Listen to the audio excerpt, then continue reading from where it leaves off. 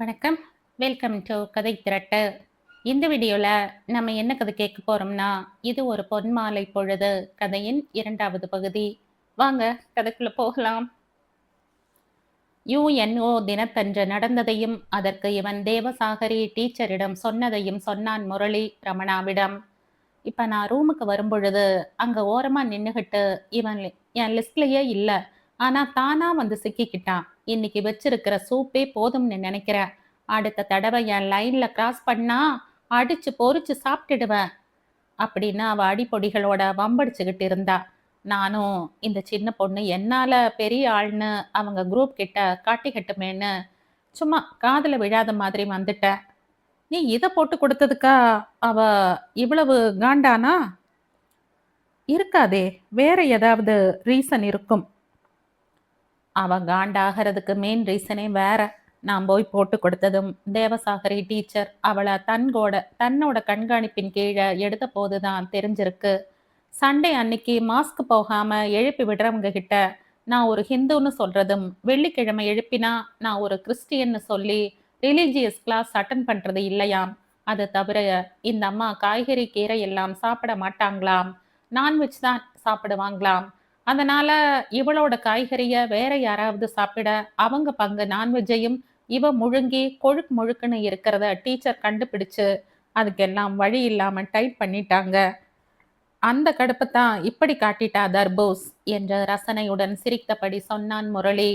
Disciplinary செல்லுக்கு தன்னை போகும்படி ஆக்கியவளின் மேல் கோபம் கொள்ளாமல் சிரித்தபடி தன்னுடைய பொருட்களை அடுக்கும் நண்பனின் செயலை ஆச்சரியமாக பார்த்தான் ரமணா. பல மாதங்களுக்கு பிறகு ஒரு நாள் தர்ஷினியை டேமில் இருக்கும் டீச்சர் அழைத்து கொண்டு செல்வதை பார்த்த முரளி பின்னோடு சென்றான். ஸ்கூல் கேம்பஸிற்குள் இருக்கும் சர்ச்சில் நுழைந்த டீச்சர் அங்கு பாட்டு டீச்சர் கிரேசியும் ஃபாதர் மெஹர்மனும் இசையை பற்றி பேசிக் கொண்டிருந்தவர்களிடம், கிரேசி டீச்சர், இந்த பொண்ணு பாடுறத கேளுங்களேன். நான் இந்த பாட்டு கேட்கும்போது ஒரு தடவை தான் இவ கேட்டா. அப்படியே அதுல வந்த மாதிரியே பாடுற டீச்சர். ஃபாதர் தர்ஷினியை பாட சொல்ல, என்னை ஆளும் மேரி மாதா துணை நீ மேரி மாதா என்ற பாடலை அப்படியே அவள் கேட்டது போல் பாடி முடித்தாள். ஃபாதர், அப்படி vibrato, sustain notes, lower, upper notes, கம் கம் எல்லாமே பெர்ஃபெக்ட்டா வருது. இவளுக்கு கொஞ்சம் ட்ரைனிங் கொடுத்தா போதும், சூப்பரா வருவா என்று சொன்னார் கிரேசி டீச்சர். சரிம்மா, நானும் கவனிச்சேன். நீங்க என்ன செய்றீங்கன்னா, நம்ம பிரேயர் சாங் பாடுற ட்ரூப்ல இவள முன்வரிசையில போட்டுடுங்க. நல்லா பிராக்டிஸ் பண்ண வைங்க. God bless you my child என்று சொல்லிவிட்டு கிராஸ் செய்துவிட்டு சென்றார். இதை பார்த்த முரளி அன்று முழுவதும் பார்க்கும் எல்லோரிடமும் தான் ஏதோ சாதனை செய்தது போல சொல்லிக் கொண்டு திரிந்தான். அவன் அம்மாவுக்கு மட்டும் அன்று 3 தரம் போன் செய்து இந்த விஷயத்தை சொன்னான். முரளி 12ஆம் வகுப்பிலும் தர்ஷினி 6ஆம் வகுப்பிலும் இருந்தார்கள். ஒரு நாள் இவன் டேமை தேடி வந்த ஹெல்பர் இவனை கெஸ்ட் அழைப்பதாக சொல்ல டேமுக்கு வெளியே சென்று பார்த்தான். அங்கே ஆணும் பெண்ணுமாக நடுத்தர வயதில் இருவர் நின்று கொண்டிருந்தார்கள். ஆள் பார்ப்பதற்கு நன்றாக ஆஜானு பாகவாக மாநிறத்துடன், கூட இருந்த பெண்மணி நாகரீகமான உடையில் அடர் கருப்பில் இருந்தார். இவர்கள் யார்? தன்னை பார்க்க வந்திருக்கிறார்கள் என்ற சந்தேகத்துடன் அருகில் செல்ல, இவனை பார்த்துவிட்டு அந்த பெண்மணி, உங்க பேர் தான் முரளியா தம்பி? நம்ம சுபாவோட அப்பா அம்மா.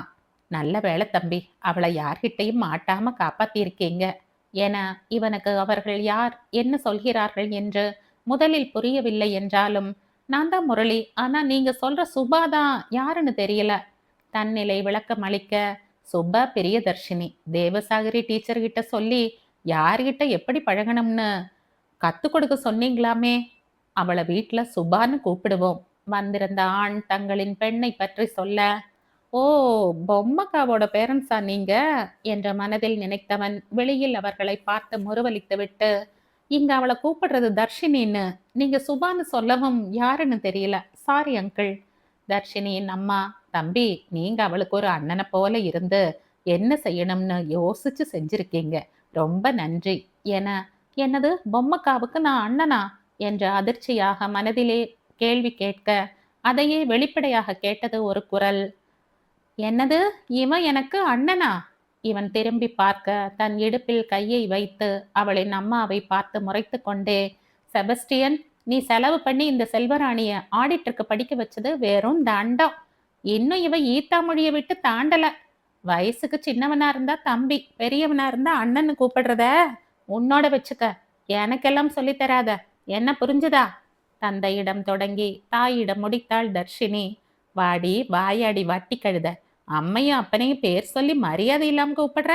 எல்லாம் இந்த மனுஷரும் உனக்கு கொடுக்கிற செல்லம். வயசுல மூத்த இல்லைன்னா இளைய ஆம்பளைகளை எப்படி கூப்பிடுறது? என் பேர் இருக்குதுல்ல, அதை சொல்லி கூப்பிடு.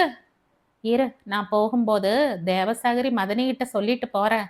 என்னன்னு உங்க மதனிகிட்ட சொல்வீங்க? வயசுக்கு மூத்த ஆம்பளைகளை அண்ணன்னு சொல்லி கூப்பிடணும்னா 2 அடி வாங்கிக்கங்க. அவங்க தான் எனக்கு சொல்லி கொடுத்தது. அப்படி கூப்பிடுறதா இருந்தா உடன் பிறந்தவனை தவிர அந்த வார்த்தையை யாருக்கும் சொல்லாத. நீ அண்ணனா நினைக்கலாம், ஆனா அவங்க அப்படி நினைக்கணும் இல்ல. அதனால தான் சும்மா பேர் சொல்லி கூப்பிடுன்னு. சரி சரி, அம்மை மக்களுமா சண்டை போடாதீங்க. நம்ம வழக்கு அப்புறமா வச்சுக்கலாம். பாருங்க முரளி, உங்க சண்டை பார்த்து சடவரார் இல்ல என்று இடையில் புகுந்து சமரசம் செய்தார் தர்ஷினியின் அப்பா. இவ பேரு இவாஞ்சலின் செல்வராணி. நான் மேத்யூ செபஸ்டியன் ராஜபாண்டியன். சென்னையில ஹோட்டல் வச்சு நடத்திக்கிட்டு இருக்கோம் தம்பி. சென்னையில சுபா இன்ஸ் 5 ஸ்டார் ஹோட்டலும், மகாபலிபுரத்துல இதே பேர்ல ஒரு 3 ஸ்டார் ஹோட்டலும் இருக்கு. இப்பதான் ஈசிஆர் ரோடு பக்கத்துல உத்தண்டியில ஒரு 5 ஏக்கர் வாங்கி பிரைவேட் பீச்சோட ஒரு ரிசார்ட் கட்டி இருக்கோம். எங்க ஹோட்டல் ஆடிட்டர் என் மனைவிதான். எங்களோட ஒரே பொண்ணு. வீட்டு மகாராணியான இவளை பத்தி நீ தெரிஞ்சுக்கணுமேன்னு சொன்னேன் தம்பி. என்னடா முதல்ல பார்த்த உடனே எல்லாத்தையும் ஒப்பிக்கிறாருன்னு தப்பா நினைக்காத தம்பி. மரியாதைக்காக தன்னை பற்றியும் சொல்லியாக வேண்டி இருப்பதால் இவனும் தன் குடும்பத்தை பற்றி விளக்கினான். எங்க அப்பா அம்மா மீடியாவில் இருக்கிறதால எப்ப வீட்டுக்கு வருவாங்கன்னு தெரியாது.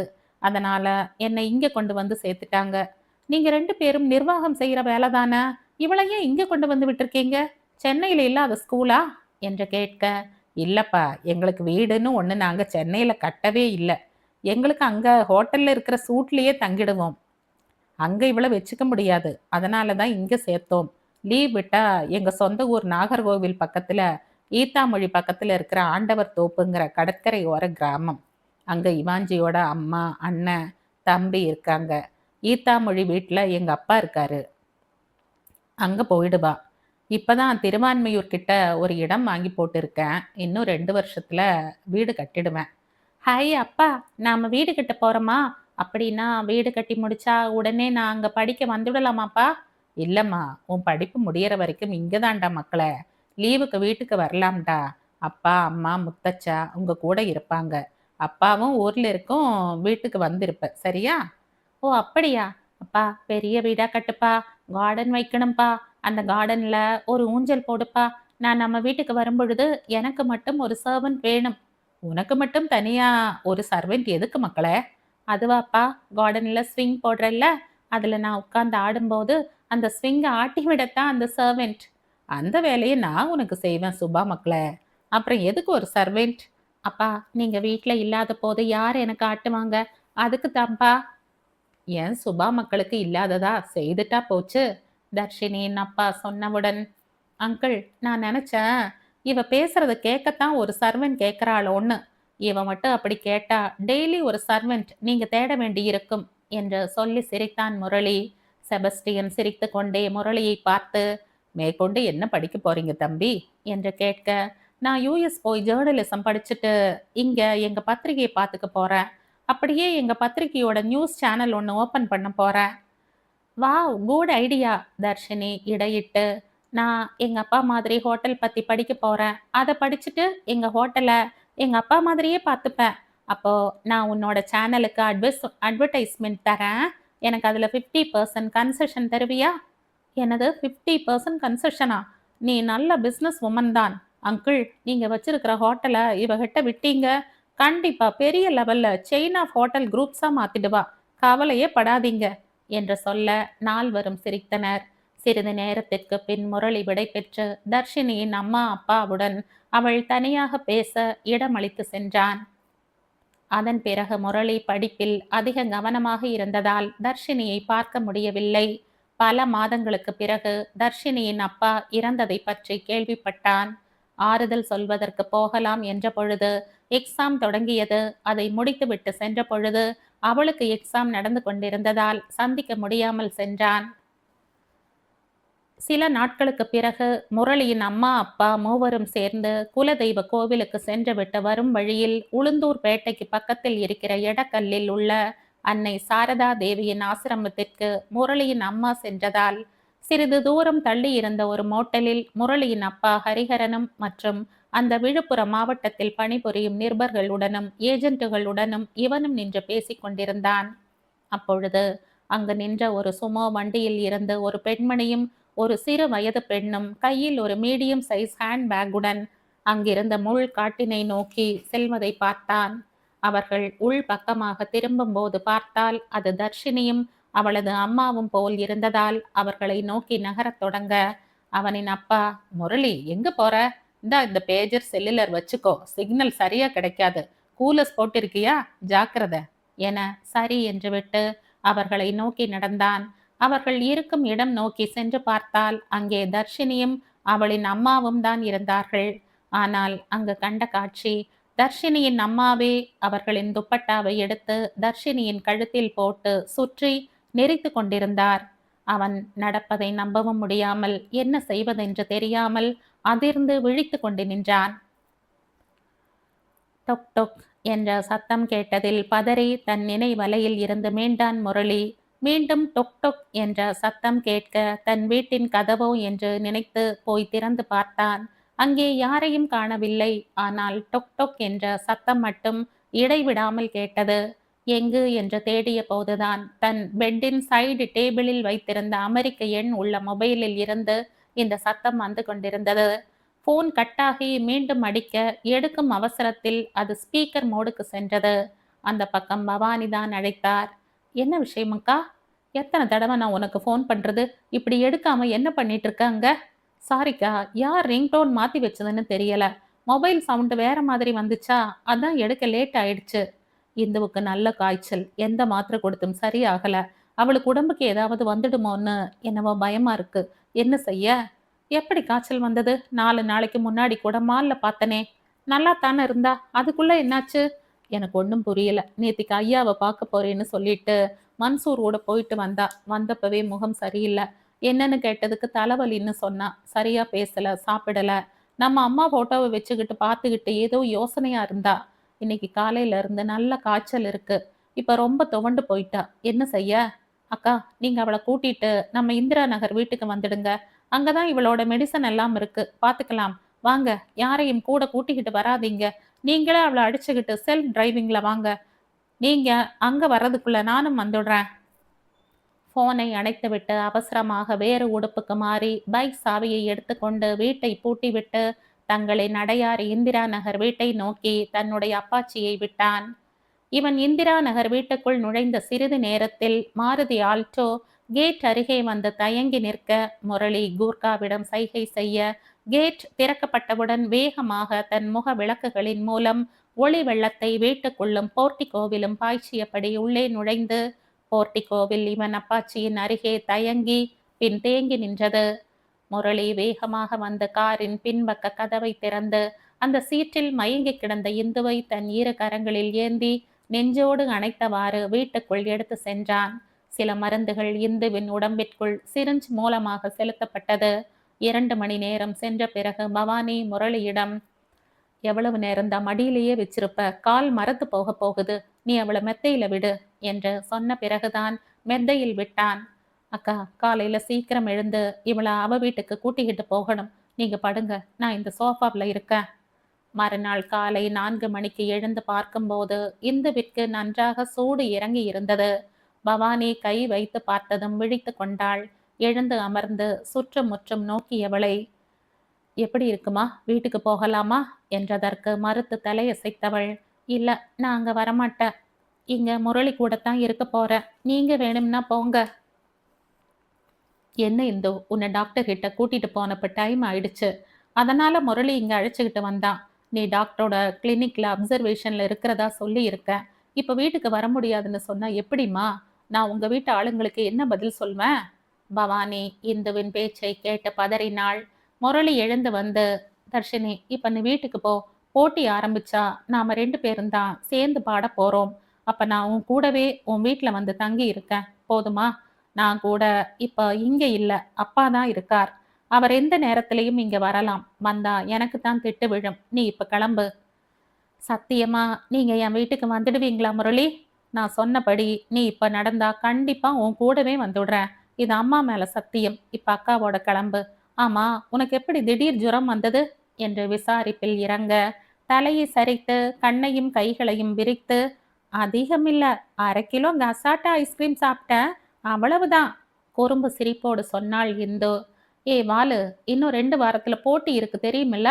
அதுக்கு தொண்டை நல்லா இருக்கணும். உனக்கு தெரியாதது இல்ல. பாத்துக்கோ. அவ்வளவுதான் சொல்வேன். என் தொண்டைக்கு என்ன? அது நல்லாத்தான் இருக்கு. வேணும்னா ஒரு சின்ன சாம்பிள் பார்க்குறீங்களா?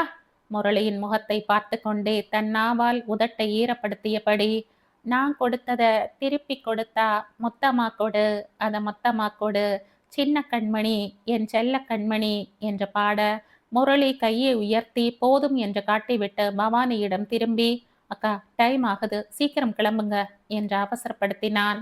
அவர்கள் இருவரும் கிளம்பியதும் நகை படர்ந்த முகத்துடன் தன் அப்பாச்சியை எடுத்துக்கொண்டு தன் இடம் நோக்கி சென்றான். ஒரு வாரம் சென்ற பிறகு ஹரிஹரன் போன் செய்தார். நம்ம இந்திராவுக்கு கார் வேணும்னு சொல்றா. அவ சொல்ற காரணங்கள் நியாயமா இருக்கு. எந்த மாடல் கார் வாங்கலாம், என்ன மேக் வாங்கலாம்னு சொல்லு முரளி. அப்பா, அவளுக்கு நீங்க ரொம்ப செல்லம் கொடுக்குறீங்க. இப்ப எதுக்கு அவளுக்கு கார்? அதெல்லாம் தேவையே இல்ல. அவ அவளோட மாமா கார்ல போயிட்டு வரட்டும் என்று படபடத்தான் முரளி. சும்மா இரு முரளி, புரியாம பேசாத. எனக்கு தெரியும் என்ன செய்யறதுன்னு. ஹரிஹரன் முரளியை அடக்கினார். அது கான்ஃபரன்ஸ் காலாக போக மறுபக்கம் இருந்த சவேரியார், எதுக்கு புது கார் வாங்கணும்? நம்ம கிட்ட இருக்கிற கார்ல ஏதாவது ஒன்னாவ எடுத்துக்கிடட்டும். இல்லடே, நம்ம கிட்ட இருக்கிற பிளஸர் எதுவும் வேண்டாம்லே. புதுசா பிளஸர் வாங்கி கொடுலே. நம்ம கிட்ட என்ன காசுக்கா பஞ்சம்? பிசுனாரியா இருக்காதலே. வாங்கி கொடுக்கறது தான் கொடுக்கற. இப்ப ஏதோ சோடா மாசாங்கிற பேர்ல எல்லாம் பிளஸர் வந்திருக்காமே, அதுல ஒன்ன வாங்கி கொடுங்கப்பா. இந்துவின் பாட்டி சொல்ல, என்னது சோடா மாசாவா? கிராணி, அதெல்லாம் குடிக்கிற கூல்ட்ரிங்க்ஸ் பேரு, கார் பேரெல்லாம் இல்ல. பாட்டி, அது சோடா இல்ல, ஸ்கோடா, மாசா இல்ல, மஸ்டா என்றார் பவானி. வேண்டாம்ப்பா, நான் சொல்றேன். அவளோட BMW அங்கதானே கிடக்கு. அதை கொண்டு வந்துடலாம். இங்க அவ ஓட்டிக்கிடட்டும். அது 2 டோர் 2 சீட் தானே, அது போதும் இவளுக்கு. இங்க தான் லெஃப்ட் ஹேண்ட் டிரைவிங் பத்தி ஒரு பிரச்சனையும் இல்லையே.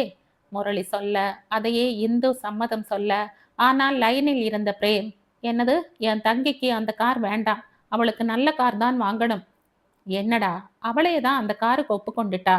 நீ இப்ப எதுக்கு புதுசா ஒரு பிரச்சனையை உண்டு பண்ற? முரளி படபடக்க, உனக்கே நிலைமை என்னன்னு தெரியும் மாமா. அவள் ஓட்டி கொண்டு போறதுக்கு 2 டோர் 2 சீட் மட்டும் இருக்கிற அவ கார் வேண்டாம். உன்னோட ஆடி A5 கேப்ரியலட் இருக்குல்ல, அது கூட 2 டோர் 4 சீட் தானே, அதை கொடு. அதுதான் அவளுக்கு சேஃப். சரிடா, நீ சொல்ற மாதிரியே செய்யலாம் என ஹரிஹரனின் குரல் இடையிட்டது. அங்க இருந்து அதை கொண்டு வர வேண்டாம். அதே மாடல் மேக் தானே இங்க டெல்லியில நம்ம வீட்டு ஷெட்ல கிடக்கு. அதை அவளுக்கு கொடுத்து விடலாம் என முடித்து வைத்தார். மாமா, அது கேசவோடது இல்ல? பிரேம் இழுக்க, ஆமாம் பிரேம், அது கேசவோடது தான் என ஹரிஹரன் ஆரம்பிக்கும் போதே முரளி இடையிட்டு, பரவாயில்ல, நம்ம தர்ஷினிக்கு தானே கொடுத்துடலாமப்பா. அங்க இருந்துட்டு வர்றதை விட இது இன்னும் ஈஸியா முடிஞ்சிடும். நீங்க நம்ம ஷெட்ல இருக்கிற வண்டியை கொண்டு வர்றதுக்கு ஏற்பாடு பண்ணுங்க என்ற பேச்சை முடித்தான். கார் டெல்லியில் இருந்து கொண்டு வர ஏற்பாடு செய்யப்பட்டது. இவர்கள் எதற்காக இந்தியா வந்தார்களோ அந்த ஜோடியாக பாடுங்கள் போட்டிக்கு பல கட்டங்களாக தேர்வு நடைபெற இருவரும் தனித்தனியாக பங்கேற்றனர். இந்துவிடம் இருந்த பாட்டு திறமைக்கு அவள் சில போட்டிகளில் மட்டுமே பங்கு பெற்று 50 பேர் மட்டுமே போட்டியில் பங்கேற்க முடியும் என்ற இறுதி தேர்வு வரை வந்துவிட்டாள். ஆனால் முரளி சில சுற்றுகளில் நூல் இழையில் தேர்வு பெற்று இறுதி தேர்வு சுற்றுக்கு வந்தான். ஜோடிகளை தேர்வு செய்ய போகும் நாளும் வந்தது. நடுவர்கள் வரிசையில் மந்தாகினி, லலிதா, ஆரியபாதம், சிவநந்தினி, அரவிந்த் என்ற புகழ்பெற்ற கர்நாடக பாடகர்களும் சினிமா பாடகர்களும் அமர்ந்திருந்தனர். 12 ஜோடிகள் வரும்பொழுதே ஜோடிகளாக வந்திருந்தனர். மீதி 13 ஜோடியை இந்த 26 பேர்களில் இருந்து தேர்வு செய்ய போட்டிகள் நடந்து கொண்டிருந்தன. சிலரை இந்துவுக்கு ஜோடியாக பாட கேட்ட பொழுது இந்து மறுத்துவிட்டாள். சிலர் அவள் பேசும் அமெரிக்க ஆங்கிலம் புரியவில்லை என்றனர். முரளியிடம் கேட்டதற்கு பாடி பார்க்கிறேன் என்றான். நடுவர் மந்தாகினி, மிஸ்டர் முரளி, நீங்களும் மிஸ் இந்திரா பிரியதர்ஷினியும் முதலில் தனித்தனியாக பாடுங்கள், பிறகு இருவரும் இணைந்து பாடுங்கள். இன்று மட்டும் இணைந்து பாடும் பாடலை லிரிக்ஸ் பார்த்து பாடுங்கள். போட்டிக்கு பாடும் பொழுது பார்க்காமல் தான் பாட வேண்டும். சரி என்று சொல்லி முதலில் இருவரும் தனித்தனியாக பாடத் தொடங்கினார்கள். இந்து சின்ன சின்ன கண்ணம்மா என்ற பாடலை பாட, அதில் வரும் பாவாடைக்கு நாடாவை கட்டிவிட்டது நீதான், நான் ஆளான அந்நேரம் பக்கம் நின்னதும் நீதான் என்ற வரிகள் வந்த பொழுது அவள் முரளியை பார்த்து கொண்டே பாடினாள். இதுவரை முரளி பாடிய பாடல்களில் முக்கால்வாசி சோக பாடல்களாக பாடியதால் சிவநந்தினி, என்ன மிஸ்டர் முரளி, இப்பவும் ஏதாவது ஒரு சோக பாடல் தானே பாட போறீங்க என லேசாக சிரித்து இல்லை என்று தலையசைத்துவிட்டு, வர வர காதல் கசக்குதையா என்று ஜாலியாக பாடினான். முரளியின் பாடலை கேட்ட அரவிந்த், வாவ், சண்முகப்பிரியா ராகத்துல சூப்பரான பாட்டு பாடியிருக்கீங்க. அடுத்து 2 பேரும் சேர்ந்து என்ன பாட போறீங்க? முரளி ஏதாவது சொல்லி குழப்பி விடக்கூடாதே என்ற இந்து அவசரமாக செஞ்சுருட்டி ராகத்துல வந்த பாடல் என்றாள். அதற்கு லலிதா, இந்து, நீங்க அதிகமா பழைய பாடல் தான் இது வரைக்கும் பாடியிருக்கீங்க. அதுவும் உங்க பாட்டி டீனேஜ்ல இருக்கும்போது வந்த பாடல்களைத்தான் பாடியிருக்கீங்க. இப்பவும் அதே மாதிரி பழைய பாடல் தானா? சரி, பாடுங்க கேட்போம்.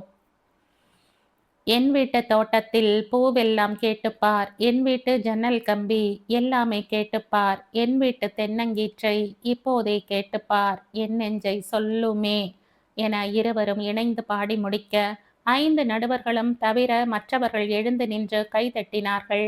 மந்தாகினி இவர்கள் இருவரையும் பார்த்து, நல்லா அருமையா பாடினீங்க இந்து, நீங்க பாடினது ஒரிஜினல் கம்போசரை விட நல்லா பாடியிருக்கீங்க, வாழ்த்துக்கள்.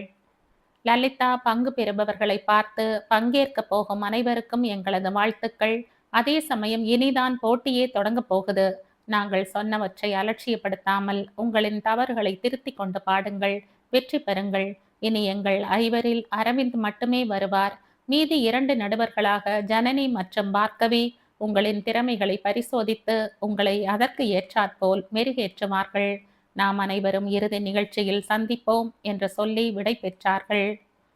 தர்ஷினியை யாராலும் கண்டுபிடிக்க இயலாது என்று எண்ணிக்கொண்டு முரளி அவளை மேடை ஏற்றி கூடவே இணைந்து பாடிய செயல் அவளை தேடிக்கொண்டு வந்தவர்களுக்கு இவள் யார் என்பதை அடையாளம் காட்டியது. இவர்கள் இருவரும் பங்கு பெற்ற முதல் கட்ட தேர்வு நிகழ்ச்சிகள் தொலைக்காட்சியில் ஒளிபரப்பாகிக் கொண்டிருந்தது. போட்டியில் முதலாக பாடப்போகும் பாட்டினை பற்றி போனில் விவாதித்து கொண்டு இருந்தனர். இவள் சொன்ன பாடல்களை முரளி வேண்டாம் என, முரளி சொன்ன பாடல்களை இவள் மறுதலிக்க இருவரும் முடிவெடுக்க முடியாமல் திணறினர். முரளி நாளை இதை பற்றி பேசலாம் என்று சொல்லி போனை கட் செய்த 10 நிமிடத்தில் இந்துவின் போன் அலறியது. எடுத்து பார்த்தவள் புது எண்ணாக இருந்ததால் எடுக்கலாமா வேண்டாமா என்று யோசித்துவிட்டு எடுப்பதற்குள் அது நின்றுவிட, சரி, அடுத்த முறை முயன்றால் பார்த்து கொள்ளலாம் என்று நினைத்த பொழுது போன் மீண்டும் ஒலி எழுப்ப அதை எடுத்தாள். ஹாய் குடியா, என்ன பண்ணிக்கிட்டு இருக்க? ஒரு போனை எடுக்க இவ்வளவு நேரமா?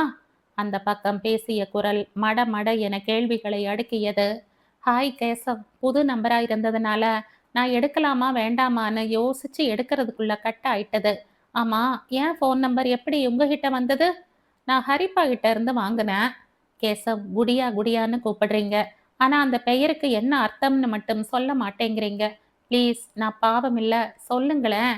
கூகுள்ல போட்டா அது சொல்லிடும். ஆனா நீங்க எனக்கு எதனால் அந்த பேரை வச்சீங்கங்கிறது தெரியணும். அதுக்குத்தான் அங்க கேட்காம தேடாம உங்ககிட்ட கேட்குறேன். நான் என்ன சொன்னேன்? ஊருக்கு வந்ததும் உன்னோட புது நம்பரை எனக்கு எஸ்எம்எஸ் பண்ண சொன்ன இல்லையா? நீ அதை செஞ்சிருந்தா நானும் குடியாவுக்கு மீனிங் சொல்லி இருப்பேன். ஆனா இப்ப நீ என்னோட போட்ட டீலை விட்டுட்ட. ஸோ நானும் உனக்கு மீனிங் சொல்ல மாட்டேன்.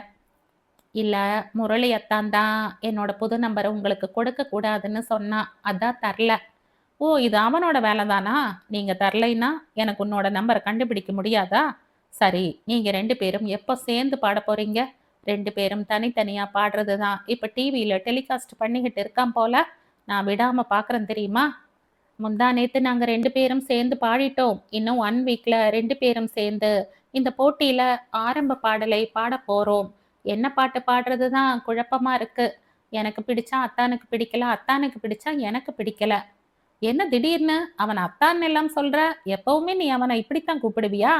இல்ல, இங்க எங்க கிராணி தான் அத்தான்னு கூப்பிடணும், பேர் சொல்லி கூப்பிடக்கூடாதுன்னு சொல்லி இருக்காங்க. அப்போ நீ என்னையும் கேசவ்னு கூப்பிடாத, அத்தான்னு கூப்பிடு. என்ன விளையாடுறீங்களா? முரளி எங்க அத்தம்மா பையன். அதனால நான் அவங்கள அத்தான்னு கூப்பிடுறேன். அது மட்டும் இல்லாம அவரை நான் கல்யாணம் பண்ணிக்கிற முறை இருக்கு. அதனால தான் அப்படி கூப்பிடுறேன். அவங்களோட ஃப்ரெண்டு நீங்க. உங்களை எப்படி நான் அத்தான்னு கூப்பிடுறது? குடியா, நானும் உன்னோட அத்தம்மா பையன்தான். எனக்கு உன்னை கல்யாணம் பண்ணிக்கிற முறை இருக்கு தெரியுமா? வேணும்னா நீ உன் மாமா அப்பா கிட்ட கேளு. அவரே சொல்வாரு. நான் உன்னோட அத்தான். சரி, என்னோட கார் அங்க கிளம்பி வந்துட்டு இருக்கு. தெரியுமா உனக்கு? தெரியும். எப்ப வந்து சேரும்? நான் போனை வைக்கட்டுமா? அடுத்த வாரத்துக்குள்ள வந்துடும். ஏன் போனை வைக்கிற? என்ன விஷயம்? ஒண்ணுமில்ல. இன்னும் நாங்க பாட்ட செலக்ட் பண்ணல. எனக்கு கூட பிரச்சனை இல்ல. ஒரு 1 ஹவர்ல லிரிக்ஸ் மட்டும் மனப்பாடம் பண்ணிட்டு, ராகத்த கேட்டுக்கிட்டா போதும். பாடிடுவேன். அத்தான் அப்படி கிடையாது. ரொம்ப கஷ்டம்.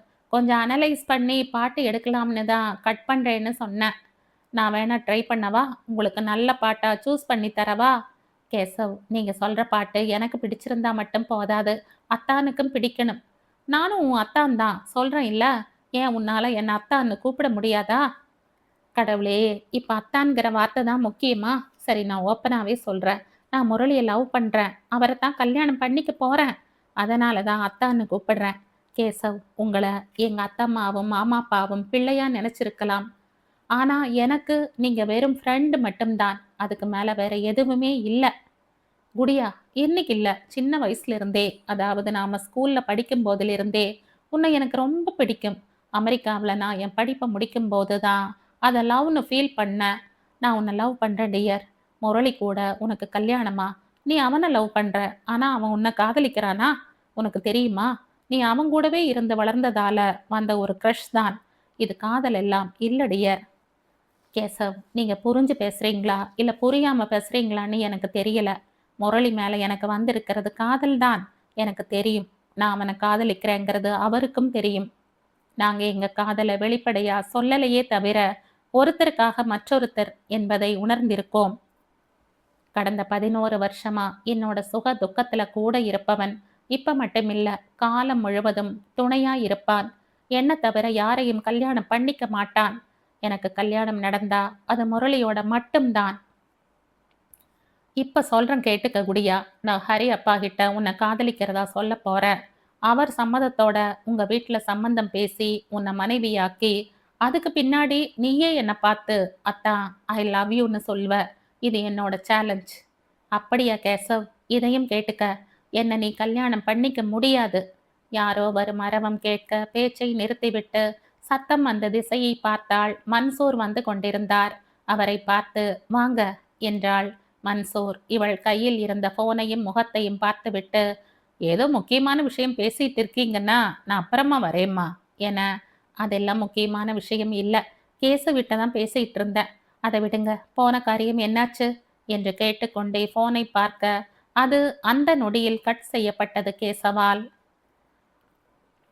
மன்சூர், அந்த வேலைக்கான எல்லா தகவலும் கிடைச்சிருச்சுமா. உங்களுக்கு தனி கார் வந்த உடனே அதை செயல்படுத்த வேண்டியதுதான்.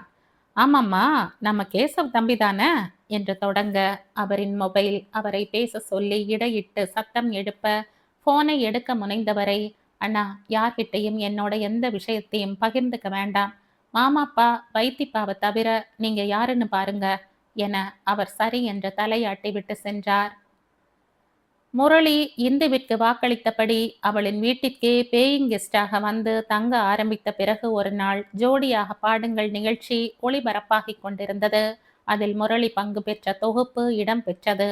அன்று முரளி, கண்ணுக்குள்ளே உன்னை வைத்தேன் கண்ணம்மா, நான் கண்கள் மூட மாட்டேன் அடி செல்லம்மா, அடி நீதான் என் சந்தோஷம், பூவெல்லாம் உன் வாசம், நீ பேசும் பேச்செல்லாம் நான் கேட்கும் சங்கீதம் என்ற பாடலை பாட, அந்த பாட்டு பாடி முடிந்தவுடன் அந்த நிகழ்ச்சியின் நடுவர்கள் எழுந்து வந்து அவனை கட்டிப்பிடித்து பாராட்டுவதை காண்பித்தார்கள்.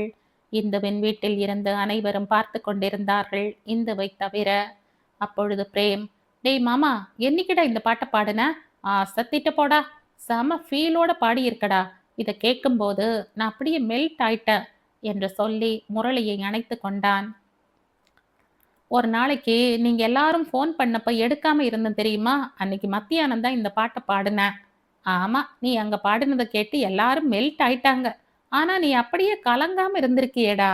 எப்பிட்றா உன்னால முடிஞ்சது? அதுவும் குரல்ல அப்படி ஒரு சோகத்த குடுத்துட்டு, சான்ஸே இல்லடா! உனக்கு தெரியுமா? நான் அழலைன்னு. நீங்க எல்லாரும் ஃபோன் அடிச்சபோது, எடுக்காம ஏன் இருந்தேன் தெரியுமா? அன்னைக்கு சாயந்தரம் 6 மணிக்கு மேல பீச்சுக்கு போய் தனியா உட்காந்து அழுதுகிட்டு தான் வந்தேன். அந்த நேரத்துல நீங்க எல்லாரும் ஃபோன் அடிச்சீங்க. அதனால தான் எடுக்கல. என்னது? பீச்ல போய் தனியா உட்காந்து அழுதியா? பிரேம் கேட்டுக்கொண்டிருக்கும் பொழுதே இந்து வெளியில் இருந்து உள்ளே வந்தாள். யார் பிரேமண்ணா பீச்சுக்கு போய் தனியா உட்காந்து அழுதது? நீங்களா? நான் ஏன் பீச்சுக்கு போய் தனியாலாம் உட்காந்து அழப்போறேன்? எல்லாம் உன்னோட அத்தான் தான் அழுதது. அதுவும் இவன் அழறது யாருக்கும் தெரியக்கூடாதுன்னு 6 மணிக்கு மேல போய் இருட்டுல உட்காந்து அழுதுட்டு வந்திருக்கான். என்று சிரிக்க, டேய் என்ன சும்மாவே ஓட்டுவா. நீ வேற இந்த விஷயத்த போட்டு கொடுக்குற. அவ இத வச்சு என்னை ஏதாவது கிண்டல் பண்ணட்டும். மகனே நீ செத்தடி என்று பிரேமுக்கு மட்டும் கேட்கும் குரலில் கிசுகிசுக்க, பிரேம் பொங்கி வந்த சிரிப்பை வாய்க்குள் அடக்க முயன்று முடியாமல் முரளியை பார்த்து பார்த்து சிரித்து கொண்டே இருந்தான்.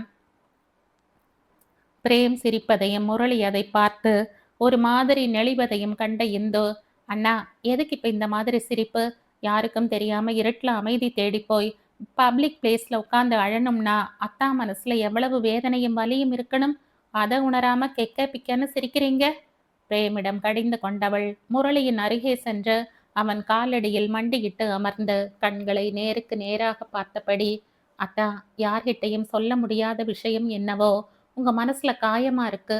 அது எனக்கு புரியுது. அதுக்காக இந்த மாதிரி பப்ளிக் பிளேஸ்ல போய் உட்கார்ந்து அழாதீங்க. பிரேம் அண்ணா கிட்ட சொல்ல முடியலைன்னா என்கிட்டயோ இல்ல அக்கா கிட்டயோ சொல்லுங்க. அதுவும் முடியாதுன்னா பாத்ரூம் இருக்குல்ல, அதுல ஷவரை திறந்து விட்டுட்டு அழுதுடுங்க.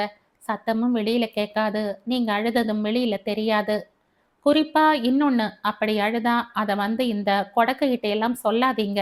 இதுக்கு தெரிஞ்சா இப்படித்தான் சிரிக்கும் என சொல்லிவிட்டு எழுந்து அவள் அறையை நோக்கி நகர, அவள் சொல்லியதை கேட்ட இரு ஆண்களும் வேறு எதுவும் பேசத் தோன்றாமல் கல்லாய் சமைந்து அமர்ந்திருந்தனர். மறுநாள் முரளி இந்துவின் வீட்டு வாயில் முகப்பின் அருகில் நின்று கொண்டு வீட்டு தோட்ட வேலை மற்றும் செக்யூரிட்டியுமான ஷங்கருடன் பேசிக் கொண்டிருந்தான்.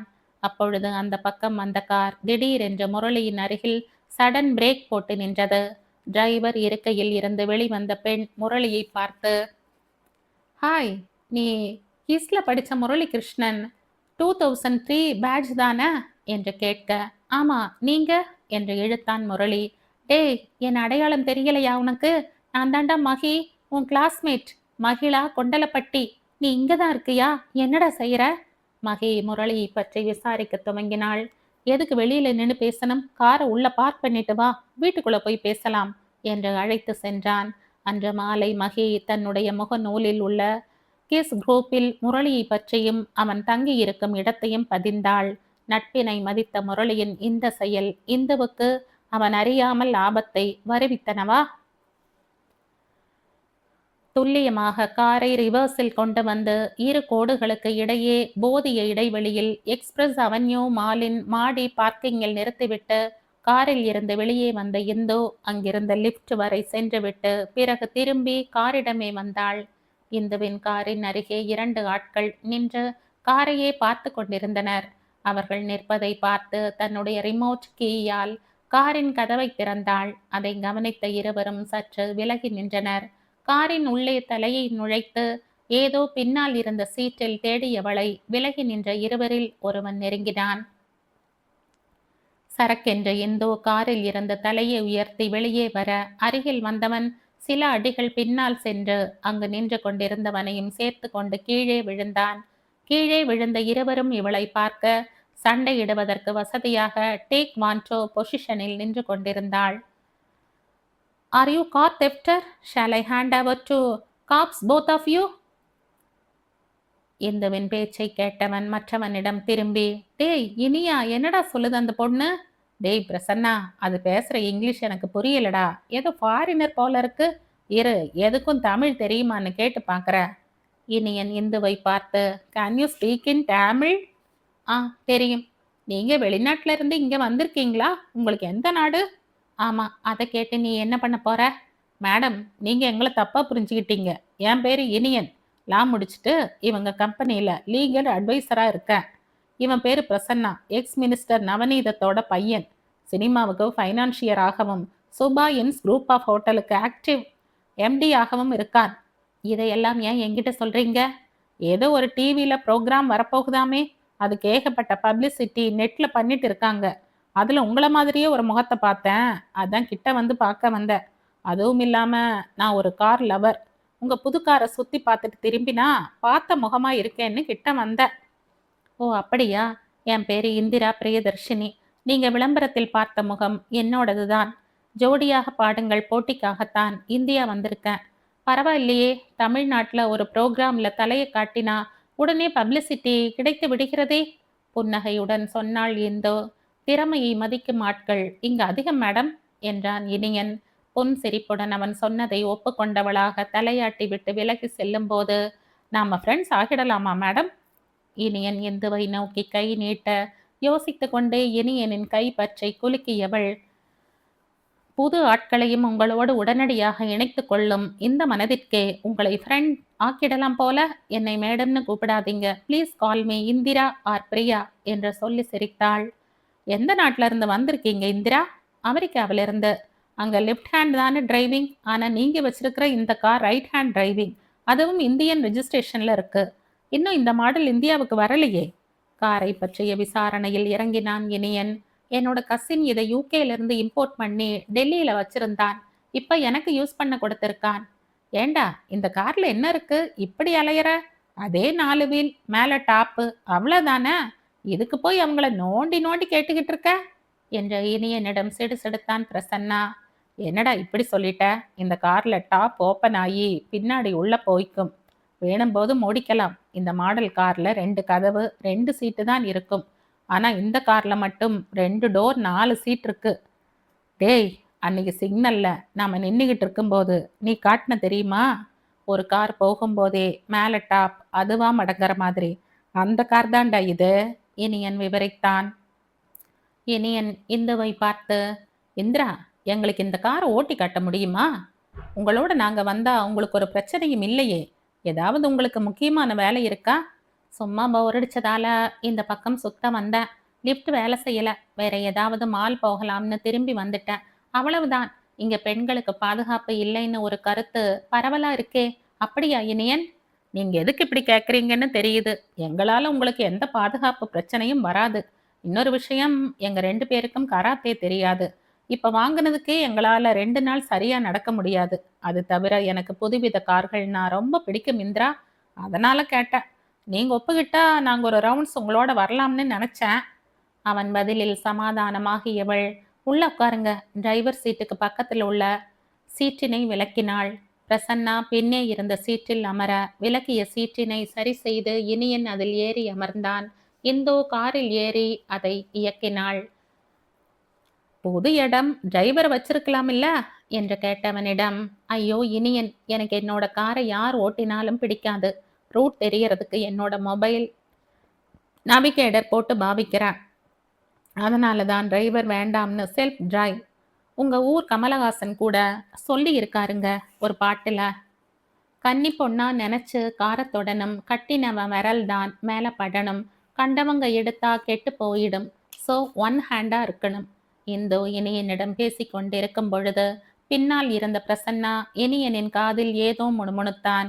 இனியன், ஏன் இந்திரா, நீங்க ரிவர்வியூ மிரர் வழியா பிரசன்னாவையே பார்த்துக்கிட்டு வரீங்க? என்ன இனியன் இப்படி கேட்குறீங்க? இந்த டிரைவிங் சீட்ல உட்காந்து ஓட்டும் பொழுது ரிவர்வியூ மிரர்ல என்ன தெரியும் தெரியுமா? பின்னாடி உட்கார்ந்து இருக்கிறவங்க மட்டுமா தெரிவாங்க? இல்லையே, பின்னாடி ஸ்கிரீன் வழியா நம்ம வண்டிக்கு பின்னாடி வர வண்டி தானே அதுல நல்லா தெரியும். அது மட்டுமா, நான் left and right side mirror கூடத்தான் பார்த்தேன். அது 2 பக்கமும் வர்ற வண்டி பார்க்கத்தானே தவிர வேற எதையும் இல்ல. கார் ஓட்டுற உங்களுக்கு இது நல்லா தெரிஞ்சிருக்கணுமே. நாங்களும் அதுக்காகத்தான் பார்ப்போம். ஆனா நீங்க இந்த 10 நிமிஷத்துல ஒரு 100 தடவைக்கு மேல பார்த்திருப்பீங்க போல இருக்கு. அதான் அசௌகரியமா ஃபீல் பண்ணி இருக்கான். அதனால தான் கேட்டேன்.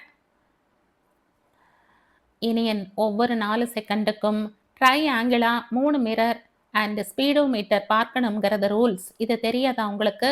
என்னங்க இது புதுசு புதுசா ரூல்ஸ் எல்லாம் சொல்றீங்க? அட, இது உங்க நாட்டு ரூல்ஸ் இல்ல மேன். International driving rules. இது தெரியாதா உங்களுக்கு? அப்படியா? எங்ககிட்ட யாருமே சொல்லலைங்க. இனியன் சொல்ல அவனை ஒரு பார்வை பார்த்துவிட்டு, ஆர் யூ நெகல்டிங் டு மீ? என்ன கேட்குறீங்கன்னு புரியல. கொஞ்சம் தமிழ்ல சொல்றீங்களா? என்னை விடைக்கிறீங்களான்னு கேட்டேன். இது எந்த ஊர் தமிழுங்க? நீங்க இங்கிலீஷ்ல பேசினாலும் புரிய மாட்டேங்குது. தமிழ்ல பேசினாலும் புரிய மாட்டேங்குது. என்ன செய்யலாம்? டேய், உனக்கு நீ படிச்ச லாவே சில சமயத்துல புரிய மாட்டேங்குது. இதுல அவங்க ஃபாரின்ல படிச்சவங்க. அவங்க பேசுறதெல்லாம் புரியலன்னு புலம்பாம பொத்திக்கிட்டு வாடா. பிரசன்னா இனியனை அதட்ட வண்டியை இடது பக்க ஓரமாக நிறுத்திவிட்டு தன்னுடைய மொபைலை எடுத்து யாரையோ தொடர்பு கொண்டு நெகலேட்டிங் அர்த்தம் கேட்டாள். பதில் கிடைத்தவுடன் போனை வைத்துவிட்டு நிறுத்திய காரை மறுபடியும் இயக்கினாள். ஏங்க, இந்த போன் பேசுறதுக்காவா காரை ஓரம் கட்டி நிறுத்தினீங்க? ஆச்சரியமாக கேட்டான் இனியன். ஆமாங்க, டிரைவிங்ல போன்ல பேசுறது தப்புங்க. ஐயோ, என்னடா இவங்க இவ்வளவு நல்லவங்களா இருக்காங்க. இனியன், நீங்க கேட்ட நெகலெட்டிங்க்கு மீனிங் கிண்டல். அதாவது நீங்க என்ன கிண்டல் பண்றீங்களான்னு கேட்டேன். இனியனிடம் பேசிக்கொண்டே அந்த மாலில் அவர்களின் காரின் அருகே தன் காரை கொண்டு நிறுத்தினாள். அதெல்லாம் இல்லைங்க, நாம தான் ஃப்ரெண்ட்ஸ் ஆயிட்டோம்ல. நீங்க எங்க நம்பரை சேவ் பண்ணிக்கோங்க. எப்பவாவது ஏதாவது உதவி தேவைப்பட்டாலோ இல்ல போர் அடிச்சாலோ ஃபோன் பண்ணுங்க, மீட் பண்ணுவோம். அப்ப நாங்க கிளம்புறோம் என்றவன் தங்கள் இருவர் நம்பரையும் கொடுத்துவிட்டு அவளின் நம்பரை பெற்றுக்கொண்டான். தலையசைத்து அவர்களிடமிருந்து விடை பெற்ற இந்து வீட்டை நோக்கி தன் காரை செலுத்தினாள். தெருமுனையில் இவளின் காரை வழிமறித்த முரளியிடம், ஹாய், வா வந்து கார்ல ஏறு, நான் வீட்டுக்கு தான் போறேன். நான் கார்ல எல்லாம் ஏறல, எனக்கு உங்ககிட்ட கொஞ்சம் பேசணும். என்ன முரளி, வீட்டுக்கு தானே வர்றேன், வாங்க வீட்டில் போய் பேசிக்கலாம். வீட்டில் வச்சு பேச வேண்டாம்னு தான் இங்கே உன்னை மடக்குனேன். எக்ஸ்பிரஸ் மாலில் உன்னை பார்த்தேன், யார் கூடவோ பேசிக்கிட்டு அவங்கள காரில் கூட்டிக்கிட்டு போனேன். யார் அவங்க? அவங்க என்னோட புது ஃப்ரெண்ட்ஸ், இன்னைக்கு தான் அறிமுகமானோம். நீ சரியான வழியில் போகலையோன்னு எனக்கு சந்தேகமாக இருக்கு. ஏதாவது பிரச்சனையில மாட்ட போற. இந்த ஃப்ரெண்ட்ஷிப் எல்லாம் தேவையே இல்லை. பேசாம வந்த வேலையை மட்டும் பாரு. போதும், ஏதாவது ஏடா கூடமா செஞ்சு வம்புல மாட்டிக்காத. ஐ நோ வாட் ஐ ஆம் டூயிங். சும்மா எல்லா விஷயத்திலையும் என்னை கண்ட்ரோல் பண்ணாத. எனக்கு பாதுகாப்பு கொடுக்க மன்சூர் இருக்கார். நான் என்ன செய்யறேன் ஏது செய்யறேன்னு மாமாப்பாவுக்கும் பெரியப்பாவுக்கும் தெரியும். உனக்கு ஏதாவது விவரம் வேணும்னா நீ மாமாப்பா இல்ல பெரியப்பா கிட்ட கேட்டுக்கோ. எடுத்தெறிந்து பேசிவிட்டு தன் காரை வீட்டினை நோக்கி செலுத்தினாள். ஒரு சனிக்கிழமை நண்பகலில் தன் அமெரிக்க நட்புகளுடன் வாட்ஸ்அப்பில் கதையடித்து கொண்டிருந்தாள் இந்து. தோட்ட வேலையையும் வாசல் காவலையும் கவனிக்கும் சங்கர் அவசரமாக உள்ளே வந்தான். இந்துமா, நம்ம முரளி ஐயா இல்லைங்களா? எங்க போயிருக்காரு தெரியுமா? எப்பமா வருவாரு? ஏன் கேட்குறீங்க சங்கர் அண்ணா? இல்லம்மா, வாசல் ஒரு பையன் வந்திருக்கான். கேட்டா முரளி ஐயா படிச்ச ஸ்கூல்ல படிச்சாங்களாம். அவரை பார்க்க வந்திருக்காங்க. அதான் கேட்குறேன். இருங்க, நான் வரேன் என்று சொல்லி சங்கருடன் வெளியில் சென்று பார்த்தாள். அங்கே இவளை விட சற்று உயரமாக குண்டாக ஸ்பைக் தலைமுடியுடன் ஒரு காதில் கடுக்கன், கையில் வளையமும் டெனிம் டி ஷர்ட்டும் ஜீன்ஸ் பேண்ட் ரேபன் கூலிங் கிளாஸுடன் தற்போதைய சென்னை இளைஞர்களின் நாகரிகத்தை பிரதிபலித்தபடி இருந்தான். அவனை கண்டதும் முகத்தில் யோசனை ஓடியது. சங்கர் அந்த பையனை அணுகி, இங்க பாருங்க தம்பி, இவங்க கூட பாடுறதுக்காகத்தான் முரளி தம்பி இந்த வீட்டுல தங்கி இருக்காங்க. இந்த வீட்டுக்கு சொந்தக்காரங்க இவங்க தான். முரளி பத்தி ஏதாவது கேட்கணும்னா இவங்க கிட்ட கேட்டுக்கோங்க. இந்துவை நோக்கி கை காட்டினான். அந்த இளைஞன் இந்துவை பார்த்து, சாரி ஃபார் த டிஸ்டர்பன்ஸ், ஐ ஆம் சுபாஷ். முரளியோட வீடுதான் இதுன்னு அவர் கூட படிச்ச மகிங்கிறவங்க எஃப்ல போட்டு இருந்தாங்க. இப்ப முரளி எங்க இல்லைங்களா? டேய் கோஸ், எப்படிடா இருக்க? உன்னை பார்த்து வருஷ கணக்காயிடுச்சுல்ல. இது என்னடா வேஷம் என்று வந்தவன் கேட்ட கேள்விக்கு பதில் சொல்லாமல் வந்தவனை பற்றி அறிந்தவள் போல் கேள்விகளை கேட்டாள் இந்து. என்னோட நிக்நேம் உங்களுக்கு எப்படி தெரியும்? நீங்க யாரு? உங்களை எனக்கு தெரியலையே. வந்தவன் பார்வையில் குழப்பத்தை காட்டினான். இந்து அவனை கடந்து படியில் இறங்கி தோட்டத்தில் கிடந்த ஒரு துடைப்ப குச்சியை எடுத்து வந்து அவன் கையில் கொடுத்து, இது போதுமாடா? இன்னைக்கு முரளி வந்த உடனே இதை வச்சு கம்பு சுத்த சொல்லி ராக்கிங் பண்ணலாம் என. ஹேய் தர்ஷினி என்ற கோவலுடன் அவளை அணைத்து கொண்டு லேசாக குதித்தபடி, நீதானா, நீயே தானா தர்ஷினி என்று கேட்டபடியே கேவலுடன் அழத் தொடங்கினான். நானே தாண்டா. என்னடா சுபாஷ், ஏன் இவ்வளவு எமோஷனல் ஆகிற? வா வா உள்ள வா. அவனை தேற்றியபடியே வீட்டின் உள்ளே அழைத்து சென்றாள். இந்து கொடுத்த டிஷ்யூவால் முகத்தை துடைத்தபடியே நீ தான் முரளியோட இணைஞ்சு பாட போறியா? நீ முரளிய எங்க பார்த்த? எப்ப பார்த்த? அவன் உன்னை எப்படி அடையாளம் கண்டுபிடிச்சான்? அந்த விபரத்தை எல்லாம் அப்புறமா சொல்றேன். ஏன்டா என்ன பார்த்த உடனே அழத் தொடங்கிட்ட? நான் என்னடா உனக்கு அவ்வளவு முக்கியமானவளாடா? என்ன தர்ஷினி இப்படி கேட்டுட்ட? நாம பழகினதெல்லாம் சின்ன வயசுல. ஆனா அப்போ நாம மட்டுமே நமக்கு ஆதரவு. நம்ம பெத்தவங்க எப்பவாவது ஒரு தடவை வந்து பார்த்துட்டு போவாங்க. இல்ல நாம அவங்கள தேடி போவோம். அந்த வயசுல இது சரியா தவறான்னு கூட தெரியாம நமக்கு ஏற்படும் உடல் உபாதைகளை கூட ஒரு ஆண் பெண் என்கிற பேதம் இல்லாமல் பகிர்ந்துப்போம். நம்ம செட்ல நீ மட்டும்தான் 6th முடிச்சு உடனே போயிட்ட. மத்த எல்லாரும் +2 வரைக்கும் அங்கதான் படிச்சோம். எல்லாரும் ஏதாவது ஒரு நேரத்துல உன்னை மிஸ் பண்றத உணர்ந்தோம். உன்னை பார்க்கணும்னு எங்க எல்லாருக்கும் ரொம்ப ஆசை வந்தது. தேவசாகரி மேடம் வேற நீ ஸ்கூலை விட்டு போய் 2 மாசத்துல அவங்களும் வேலையை விட்டு போயிட்டாங்க. உன்னை எப்படியாவது பார்க்கணும்னு ஆசைப்பட்டு கன்னியாகுமரிக்கு டூர் ப்ரோக்ராம் போட்டு நாங்க எல்லாரும் 9வது படிக்கும்போது போனோம். ஆனா உங்க ஊருக்குள்ளேயே நாங்க யாரும் போக முடியல. யார்கிட்ட எதை கேட்டாலும் எந்த பதிலும் கிடைக்கல. எங்களுக்கு தேவசாகரி மேடம் இருக்கிற அட்ரஸ் கிடைச்சது. நாங்களும் தேவசாகரி மேடத்தை திருநெல்வேலியில இருக்கிற சியோன் ஸ்கூல்ல பார்த்தோம். ஆனா அவங்க உன்னை தேடுறதை விட உனக்காக எங்களை ப்ரேயர் பண்ணுங்கன்னு மட்டும் சொல்லிட்டு போயிட்டாங்க. அப்புறமா நம்ம ஹேமந்தா ஒரு தடவை மெட்ராஸ் வந்தப்போ உங்க அப்பா ஹோட்டலுக்கு போய் உன்னை பத்தி விசாரிக்க யாருமே எதுவுமே சொல்லலையாம். அப்புறமா எப்படியோ உங்க ஹோட்டலோட எம்டியை பார்க்கணும்னு பார்த்தா அதுல நம்ம எக்ஸ் மினிஸ்டர் நவநீதமும் அவர் மகனும் இருந்திருக்காங்க. இவன் விசாரிச்சதுக்கு உன்னை பத்தி கேட்டுக்கிட்டு இனிமே யாராவது வந்தா கொலை பண்ணிடுவோம்னு மிரட்டி இருக்கான் பையன். ஆனா அந்த நவநீதம் நீ வெளிநாட்டுல படிக்கிறதாகவும் படிச்சு முடிச்ச உடனே அவரோட பையனுக்கும் உனக்கும் கல்யாணம்னு சொல்லி விரட்டி விட்டு இருக்காங்க. அதை வந்து அவன் சொன்ன உடனே ஒரு நாள் முழுக்க நம்ம ஃப்ரெண்ட்ஸ் யாருக்குமே சாப்பாடு இறங்கல. தூக்கமும் போய் துக்கத்தோட தான் இருந்தோம்.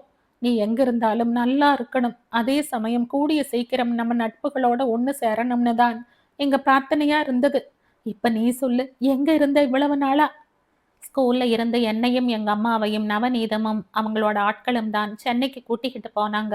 அப்ப எங்களுக்கு ஆக்சிடென்ட் ஆயிடுச்சு போல. அதுல இருந்து என்னை காப்பாத்தினது முரளி குடும்பமும் பவானிக்காவும் அவங்களோட சகோதரிகளும் தான். நான் இங்க இருந்தா என்னோட உயிருக்கு ஆபத்துன்னு என்னை யுஎஸ்க்கு கொண்டு போய் படிக்க வச்சுட்டு இருக்காங்க. இப்ப ஜோடியாக பாடுங்கள் நிகழ்ச்சிக்காக வந்திருக்க. எனக்கு தெரிஞ்ச வரைக்கும் இவ்வளவுதான். ஆனா தெரியாதது நிறைய இருக்கு. அதை தெரிஞ்சுக்க எனக்கு உன்னோட ஹெல்ப் தேவை. நீ என்ன பண்ற? என்ன படிச்சிருக்க? நம்ம ஃப்ரெண்ட்ஸ் எல்லாம் எப்படி இருக்காங்க? நீ இன்னும் அவங்க கூட டச்ல தான் இருக்கியா? நான் துவாராகா நாத், அதான் கொத்தவரங்காய், பன்னீர், கௌதம், ஆதர்ஷ், ஹானி எல்லாரும் கம்ப்யூட்டர் இன்ஜினியரிங் படிச்சிருக்கோம். நம்ம கிளாரா ஃபேஷன் டிசைனிங் முடிச்சுட்டு கல்யாணத்தையும் பண்ணிக்கிட்டு யூகேல செட்டில் ஆயிட்டா. ஹேமந்தா சிவில் இன்ஜினியரிங்கும் பிருந்தா ஆர்கிடெக்ட் முடிச்சு ரெண்டும் கல்யாணத்தை பண்ணிக்கிட்டு ஆந்திராவில் பிஸ்னஸ் பண்றாங்க. பேசி கொண்டிருக்கும் போதே அவர்களின் அம்மா இவர்கள் இருந்த இடத்தை கடந்து சென்றார். தர்ஷினி, இது உங்க அம்மா தானே? ஆமாம்ப்பா, அந்த ஆக்சிடெண்ட்ல எங்க அம்மாவுக்கு மூளை கொஞ்சம் குழம்பி போயிடுச்சு. எனக்கு இப்போ உன்னோட ஹெல்ப் கொஞ்சம் தேவையா இருக்குடா என்றவள் மிகவும் தாழ்ந்த குரலில் ஏதோ சொல்ல சொல்ல அதை சுபாஷ் கேட்டு தலையாட்டினான்.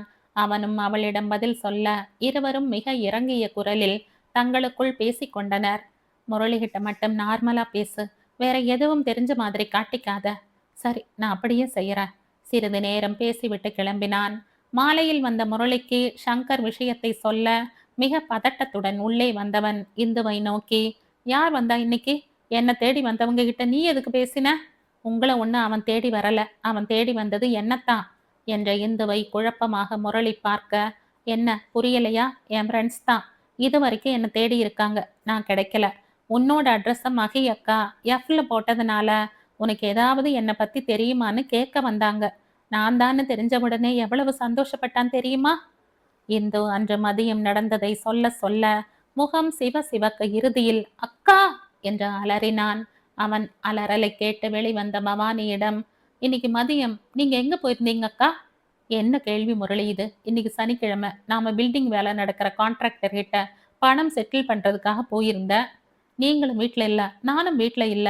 இவன் என்ன வேலை பண்ணி வச்சிருக்கா பாத்தீங்களா? வேண்டாம்க்கா, நாம நம்ம நாட்டுக்கே திரும்பி போயிடலாம். கல்யாணத்தை முடிச்சுட்டு இங்க திரும்பி வந்துக்கலாம். ஏன், என்னாச்சு முரளி? முரளி அன்று மதியம் நடந்தவைகளை சொல்ல அதை கேட்ட பவானி தலையில் கையை வைத்து கொண்டு சோஃபாவில் பட்டென்று அமர்ந்தார். இருவரும் டென்ஷன் ஆனதை பார்த்த இந்து, என்ன முரளி, இப்ப எதுக்கு அமெரிக்காக்கு ரிட்டர்ன் ஆகிற முடிவை எடுக்கிற? இப்ப என்ன நடந்து போச்சு? நம்ம கோசுக்கு தானே தெரிஞ்சிருக்கு. நீ கொஞ்சம் உன் திருவாய மூடுறையா? இந்துவை பார்த்து உச்சபட்ச டிசிபலில் இறைந்தான் முரளி. நீங்க 2 பேரும் வேணும்னா அமெரிக்கா போங்க, நான் வரமாட்டேன், தீர்மானமாக அறிவித்தாள் இந்து. தர்ஷினி, நிலைமை புரியாம பேசாத, நான் உன் நல்லதுக்கு தான் சொல்வேன். நாம இங்க இருந்து அமெரிக்கா போயிடலாம். இன்னும் சில மாசம் முடிஞ்ச உடனே திரும்பி இங்க வந்துடலாம். சொன்னா கேளுமா தர்ஷுமா? ஏன் இங்க இருந்தா என்ன? இல்லம்மா, இன்னைக்கு நீ கோஸ் கிட்ட உளறி இருக்கிற விஷயம் அவனுங்க காதுக்கு போச்சுன்னா ஆபத்து தான். யாருக்கு தெரிஞ்சா என்னவாகும்? நீங்க எனக்கு ஃபுல் டீட்டெயிலா சொல்லுங்க. இப்ப சொல்ல முடியாது, நேரம் வரும்போது சொல்றேன். ஏன் அந்த மாதிரி ஒரு சந்தர்ப்பம் வரக்கூடாதுன்னு தினமும் ப்ரே பண்ணிக்கிட்டு இருக்க? கோஸ் யார்கிட்டையும் சொல்ல மாட்டேன்னு சொல்லி இருக்கான். அதுவும் இந்த பாட்டு போட்டி முடியற வரைக்கும் நான் தான் தர்ஷினிங்கிறத சொல்ல மாட்டேன்னு ப்ராமிஸ் பண்ணி இருக்கான். தெரிஞ்சுக்கோங்க முரளி, தேவையே இல்லாம நீயும் டென்ஷன் ஆகி எல்லாரையும் டென்ஷன் ஆக்காத. நீயும் எனக்கு ஒரு சத்தியம் பண்ணி கொடு, இனிமே யார்கிட்டையும் உன்னை பத்தின உண்மையான விஷயங்களை பகிர்ந்துக்கிறது இல்லைன்னு. முரளி இந்துவிடம் கேட்க எதுவும் கேட்காமல் அவளும் அவனுக்கு சத்தியம் செய்தாள். முரளி நடந்த எல்லாவற்றையும் பிரேமிடம் பகிர்ந்து கொண்டான். முரளியின் கோபப் பேச்சில் அவன் சொன்ன கல்யாணம் இந்துவின் கவனத்தில் பதியாமலே சென்று விட்டது. சில நாட்களுக்கு பிறகு இந்து சத்தியம் சினி காம்ப்ளெக்ஸ் செல்ல அங்கு இனியனையும் பிரசன்னாவையும் சந்தித்தாள். ஹாய் இந்திரா, என்ன நீங்க மட்டும் தனியாகவா வந்தீங்க என்று பேச்சை தொடங்கினான் இனியன். இல்ல, ஒரு நல்ல படம் போட்டிருக்கான், வா பார்க்கலாம்னு ஃப்ரெண்ட் கூப்பிட்டாங்க, அதான் வந்திருக்கேன். ஆமா, எங்க நீங்க 2 பேரும் இங்க? இவங்க ஃபைனான்ஸ் பண்ண படம் இன்னைக்கு இங்க ரிலீஸ், அதான் வந்தோம். இனியன் சொல்லிக் கொண்டிருக்கும் போதே இந்துவின் அருகில் வந்தான் சுபாஷ். ஹாய் பிரியா என்று சொல்லி அவள் தோளில் தட்டினான். ஹாய் சுபாஷ் என்றவள் அவனை அணைத்து கொள்ள பார்த்து கொண்டிருந்த இனியனின் முகம் சுருங்கியது. சுபாஷ், meet mister Iniyan and Prasanna. மற்ற இருவரையும் இந்து சுபாஷிடம் அறிமுகம் செய்து வைத்தாள். இனியன், பிரசன்னா, இவன் தான் சுபாஷ். எனக்கு இவங்களை தெரியும் பிரியா, ஆனா இவங்களுக்கு என்ன தெரியாது. ஏதோ உன்னால நானும் இவங்க கிட்ட அறிமுகமாகிட்டேன். இருவரிடமும் கை குலுக்கினான் சுபாஷ். உங்க கசினோட ஃப்ரெண்டா? நீங்களும் இந்தியாவுக்கு புதுசுன்னு சொல்லியிருக்கீங்க, அதனால கேட்டேன். என்ன பிரசன்னா சார் இப்படி கேட்டுட்டீங்க? நானும் பிரியாவும் பேபி கிளாஸ்ல இருந்து பிரைமரி ஸ்கூல் வரைக்கும் ஒன்னா அமெரிக்கன் ஸ்கூல்ல படிச்சவங்க. என்னது, நீங்க 2 பேரும் ஒன்னா படிச்சீங்களா? பிரசன்னா கேட்க ஆர்வ கோளாறினால் தான் உண்மையை உளறியதை அப்பொழுதுதான் உணர்ந்தான் சுபாஷ். ஆமா பிரசன்னா, இவன் பிறந்ததுதான் இங்க. இவங்க அப்பா அமெரிக்காவில் வேலை பார்த்ததால அங்கதான் இவன் படிச்சான். பிரைமரி முடிக்கும்போது இவங்க அப்பா பிஸ்னஸ் ஸ்டார்ட் பண்ண இங்க வந்துட்டாங்க. அதனால இவன் சென்னை பையனாவே மாறிட்டான். இந்த விளக்கம் அளித்தாள். ஆமாம் பிரியா, கேட்கணும்னு நினைச்சேன். இப்படித்தான் நீங்க யாரை பார்த்தாலும் கட்டி பிடிப்பீங்களா கேட்ட இனியனிடம், ரொம்ப நாள் பழகினவங்களை பார்க்கும்போது லைட்டா ஹக் பண்ணுவேன். இப்படி நீங்க கட்டி பிடிக்கும்போது உங்க பாய் ஃப்ரெண்ட் பேரண்ட்ஸ் எதுவுமே சொல்ல மாட்டாங்களா? பிரசன்னாவும் கேள்விகளை எழுப்பினான். மாட்டாங்க, அவங்களுக்கு நாங்க கட்டி பிடிக்கிறத வச்சு வித்தியாசம் தெரியும். அப்படி என்ன வித்தியாசம் கட்டி பிடிக்கிறதுல? எரிச்சலுடன் கேட்டான் இனியன். இருக்கே இனியன், இப்ப என்னோட பாய் ஃப்ரெண்ட் இல்ல ஹஸ்பண்ட்னா ஃபுல் பாடி ஹக் பண்ணுவோம். வெறும் ஃப்ரெண்டுனா வெறும் இந்த ஷோல்டர் மட்டும் தான் ஹக் பண்ணுவோம். அது மட்டும் இல்லாம முத்தம் கூட 2 பேரோட கன்னங்களை மட்டும் சேர்த்து வச்சு உதட்டால ஒலி எழுப்புவோம். ஓ, உங்க நாட்டுக்கார பெண்ணை கட்டினா இதெல்லாம் தெரிஞ்சிருக்கணும் போல. இல்ல அடுத்த மாசமே டைவர்ஸ் தான். என்ன இந்திரா, நான் சொல்றது சரிதானே? பிரசன்னா இனியனை பார்த்து கொண்டே இந்துவிடம் கேட்டாள். இல்ல பிரசன்னா, எந்த நாட்டுக்கார பொண்ணை லவ் பண்ணி கட்டிக்கிட்டாலும் இல்ல பெத்தவங்க சொல்றாங்கன்னு கட்டிக்கிட்டாலும் அந்த பொண்ணு மேலேயும் ஆண் தன் மேலேயும் நம்பிக்கை மட்டும் வச்சிருந்தா போதும். பிரச்சனையும் வராது, டைவர்ஸும் வராது. சந்தேகம்தான் டைவர்ஸுக்கு காரணம்னா அந்த ஆணுக்கு தன் மேல நம்பிக்கை இல்லைன்னு தான் அர்த்தமே தவிர வேற ஒரு காரணமும் இல்லை. இந்திரா, நீங்க எங்க தங்கியிருக்கீங்க என்று இனியன் பேச்சை மாற்றினான். இந்தோ தான் தங்கி இருக்கும் முகவரியை சொன்னவுடன் பிரசன்னாவும் இனியனும் ஒருவரை ஒருவர் பார்த்து கொள்ள அந்த மௌனத்தை சுபாஷ் கலைத்தான். என்ன அப்படி பார்த்துக்கிறீங்க? என்ன விஷயம்? நீங்க தங்கி இருக்கிற வீடு உங்க சொந்தக்காரங்களோட வீடா? எப்படி அவங்க உங்களுக்கு சொந்தம்? இனியன் பேச்சை இழுத்தான். எங்க அம்மா பிறந்தது வளர்ந்தது எல்லாம் ஆண்டவர் தோப்புங்கிற கடற்கரை கிராமம். எங்க அப்பா எங்க அம்மாவை லவ் பண்ணி கல்யாணம் முடிச்சு ஊர்ல இருந்து கூட்டிக்கிட்டு போயிட்டாங்க. இந்த வீட்டில் இருக்கிற மாரத்தாள் இந்துவின் அம்மம்மா. மாரத்தாள் பாட்டியும் எங்க பாட்டியும் ஃப்ரெண்ட்ஸ். எங்க அப்பா ஆக்சிடென்ட்ல இறந்து போன பிறகு என்னோட அத்தம்மா மூலமா இந்த குடும்பத்தோட பழக்கம் ஆயிடுச்சு. அந்த முறையில தான் எங்க அம்மா என்ன அக்கா துணையோட இங்க தங்க சம்மதிச்சிருக்காங்க. எங்க அண்ணா யுஎஸ்ல இருக்கான். உங்க அப்பா என்ன செய்தாங்க? ஆர்வமாக கேட்டான் இனியன். எங்க அப்பா ஹோட்டல் பிசினஸ். ஓ அப்படியா? இப்ப யார் அந்த பிசினஸ் பாத்துக்கறாங்க? உங்க அம்மாவா? ஆச்சரியமாக கேட்டான் பிரசன்னா. நாங்க அமெரிக்காவுல இருக்கிற வரைக்கும் என்னோட அத்தான், அக்கா, நான் 3 பேரும் பாத்துக்கிட்டோம். இப்போ தனியா அத்தானால பாத்துக்க முடியாதுங்கிற காரணத்தினால, இப்போ எங்க ஹோட்டல நாங்க லீஸுக்கே விட்டுட்டோம். அப்போ உங்க அண்ணன் என்ன செய்யறாங்க யுஎஸ்ல? இனியன் மேலும் மேலும் கேள்விகளை அடுக்கினான். அண்ணன் அங்க லாயரா இருக்கான். இனியனும் பிரசன்னாவும் ஒருவரை ஒருவர் பார்த்து சிரித்து கொள்ள, சரி டைம் ஆயிடுச்சு கிளம்பலாமா என்று சுபாஷ் இந்துவை பார்த்து கேட்க, சரி என்று தலையாட்டிவிட்டு இருவரிடமிருந்து விடை பெற்றாள். இவர்கள் செல்வதையே பார்த்து கொண்டிருந்த பிரசன்னா இனியனை பார்த்து, என்னடா இந்த பொண்ணையாவது முடிச்சிடலாமா? எல்லாம் தெளிவா கேட்டுக்கிட்டல்ல? இது உன் டைம் பாஸ் தானா? நீ வேற மச்சி, நான் எதிர்பார்த்ததை விட சூப்பர் இடம்டா. சொந்த பிசினஸ் இருக்கு, அதுவும் ஃபாரின்ல. மச்சான் வேற லாயரா இருக்கான். இவளை கல்யாணம் கட்டிக்கிட்டா கிரீன் கார்டு கஷ்டமே படாம வெளிநாட்டுல போய் செட்டில் ஆயிடலாம். அங்க லாயரா பிராக்டிஸ் பண்ண முடியாட்டியும் இவங்க குடும்ப பிசினஸ் பார்த்துக்கிட்டு இருந்துடலாம். என்ன பொண்ணுதான் கொஞ்சம் ஓட்டவாய் போல.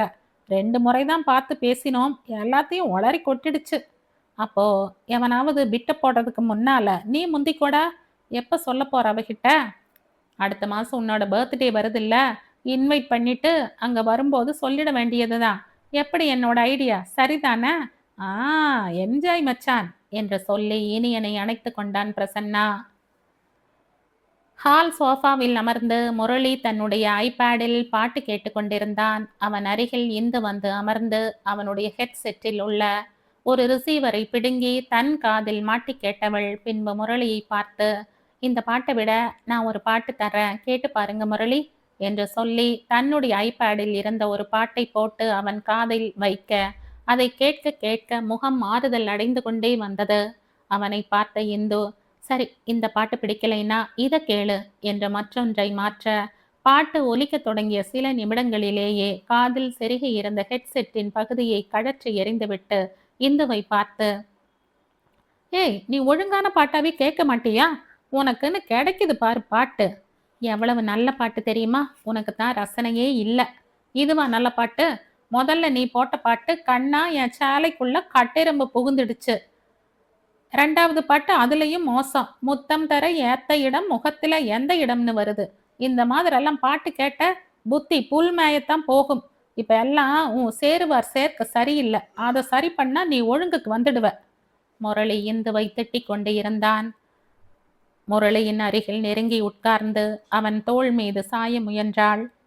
அவளிடமிருந்து விலகி எழுந்தவன் அவளை தாண்டி செல்ல முயலும் போது பொத்தென்று அவள் மேலே விழப்போவதை உணர்ந்து சமாளித்து நிற்க முயன்று முடியாமல் மீண்டும் தடுமாறி இந்துவின் மேல் சரிந்தான். இந்துவை அணைத்தாற்போல் விழுந்தவனின் முகம் அவளது இடது பக்க கழுத்து வளைவின் மீது இருந்தது. அவனின் வலது கை அவளது இடை பகுதியிலும் இடது கை சோஃபாவின் மீதும் இருக்க, இந்துவின் தலைமுடியில் இருந்து வந்த மூலிகை ஷாம்புவின் மணமும் உடலில் இருந்து எழுந்த வீட்டில் காய்ச்சிய தேங்காய் எண்ணெயும் பயத்த மாவும் கலந்த வாசனையும் வழவழப்பான சருமமும் அவனை வேறு உலகத்திற்கு அழைத்ததோ என்னவோ. அவளின் கழுத்து வளைவில் இருந்து முகத்தை எடுக்காமல் அங்கேயே ஆழ புதைத்தவனின் உதடுகள் தன்னுடைய முதல் முத்திரையை அங்கே பதித்தது.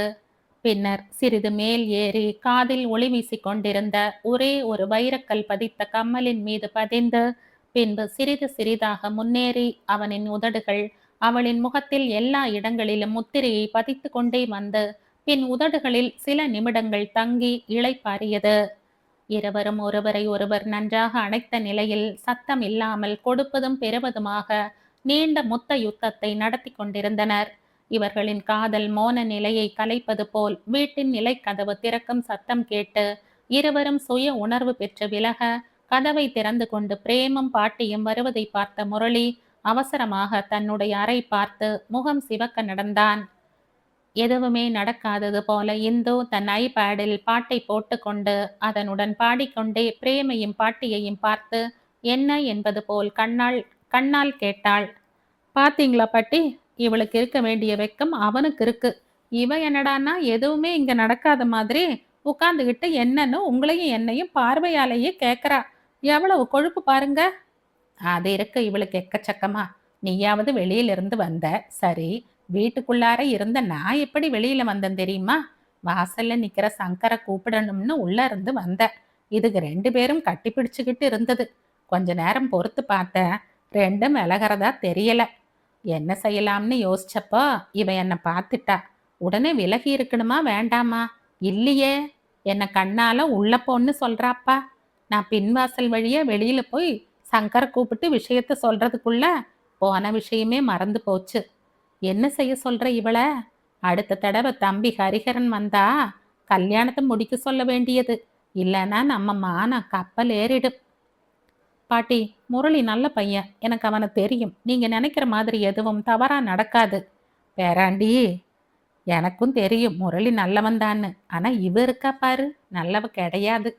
இவளா அவனை பிடிச்சு ஏதாவது செய்யறது, அது ஏடா கூடமா ஆகிறதுக்கு முன்னால கல்யாணத்தை முடிக்கணும்பா. இந்த எழுந்த பாட்டி அருகே சென்று, கிராணி, இன்னைக்கு தான் நீ உன் வயசுக்கு தகுந்த மாதிரி யோசிச்சிருக்க. சீக்கிரமா மாமா அப்பா கிட்ட சொல்லி முகூர்த்தத்துக்கு நாள் குறிக்க சொல்லு என்றபடி முன்பக்கம் விழுந்த கூந்தலை அலட்சியமாக பின்னால் தூக்கி போட்டவாறு தன் அறையை நோக்கி சென்றாள். இந்த கதையின் தொடர்ச்சியை அடுத்த பதிவில் கேட்கலாம். நன்றி.